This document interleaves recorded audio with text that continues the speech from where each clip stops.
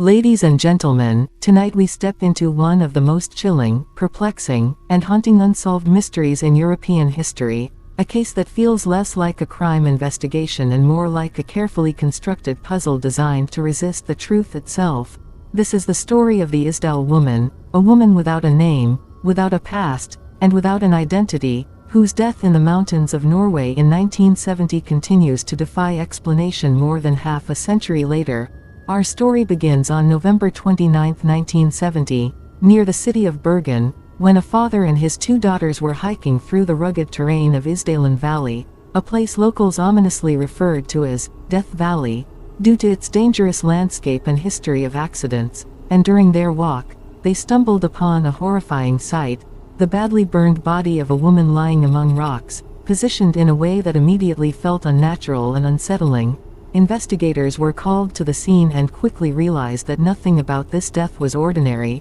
because the woman's body showed signs of both burning and poisoning. Her clothes were partially melted, her face was severely damaged, and scattered around her were personal items that raised more questions than answers, including an empty bottle of liquor, plastic containers smelling of gasoline, sleeping pills, and matches, yet no identification of any kind was found. No wallet, no passport, no documents. It was as if this woman had deliberately erased herself. As authorities examined the scene more closely, they discovered that all labels had been removed from her clothing, a small but deeply suspicious detail suggesting intentional anonymity, and when an autopsy was performed, it revealed that she had consumed a large amount of sleeping pills before her death, while carbon monoxide inhalation from the fire likely finished what the poison began. But the question that immediately divided investigators was this: was this a suicide, or was it a carefully staged murder? As the investigation expanded, the mystery only grew darker, because hotel records across Norway revealed that the woman had stayed in multiple hotels under different false names and nationalities, claiming at various times to be from Belgium, France, or Eastern Europe, always paying in cash, always checking out suddenly, and often requesting rooms with balconies, behavior that some later speculated could indicate surveillance or counter-surveillance techniques. Witnesses described her as elegant, well-dressed, and fluent in several languages, switching accents with ease, a woman who appeared educated, confident, and strangely distant, sometimes warning hotel staff not to disturb her, sometimes changing rooms for unclear reasons, and occasionally being seen with unidentified men, fueling early suspicions that she may have been involved in espionage during the height of the Cold War, a time when Norway, as a NATO country bordering the Soviet Union, was of great strategic importance. Police soon discovered that her fingerprints did not match any known records in Europe, an astonishing revelation that suggested either she had never been registered anywhere or her records had been deliberately erased. And when they attempted to trace the addresses she had written on hotel registration cards, they found that many of them were fake or led to empty lots, abandoned buildings, or non-existent streets,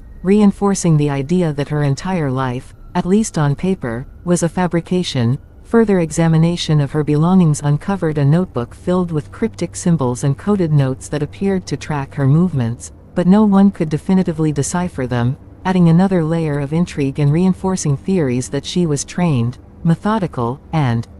operating under some form of mission or directive. Yet despite these signs pointing toward espionage, no intelligence agency ever officially claimed her, and no declassified documents have conclusively linked her to any spy organization, leaving the spy theory tantalizing but unproven. At the same time, alternative explanations emerged, suggesting that the Isdal woman may have been a deeply troubled individual attempting to escape a traumatic past, possibly a survivor of war, displacement, or abuse, someone who deliberately destroyed her identity to start anew, only to be consumed by loneliness, paranoia, or despair, and ultimately choosing death as her final act of control. However, even this theory struggles to explain the meticulous removal of labels, the use of multiple aliases, the coded notebook, and the unusual circumstances of her death in such a remote location. The mystery deepened further when witnesses reported seeing a man following the woman in the days before her death, a detail that was never conclusively resolved, and years later, new evidence emerged suggesting that the woman may have been seen alive after the official estimated time of death, raising the disturbing possibility that key details were either misunderstood or overlooked. Decades passed, but the case refused to fade, and in 2016, modern investigative journalists and researchers reopened the mystery using advanced forensic techniques, including isotope analysis of her teeth, which suggested that she may have grown up in Central or Eastern Europe, possibly Germany or the Balkans, during or shortly after World War II, a finding that added historical depth to her story but still failed to reveal her name or purpose. Despite renewed public interest, international collaboration, and modern science, the Isdal woman remains unidentified, her true identity locked behind layers of secrecy, misdirection, and silence, making her case one of the most extraordinary examples of a person who managed to pass through the modern world without leaving a traceable footprint.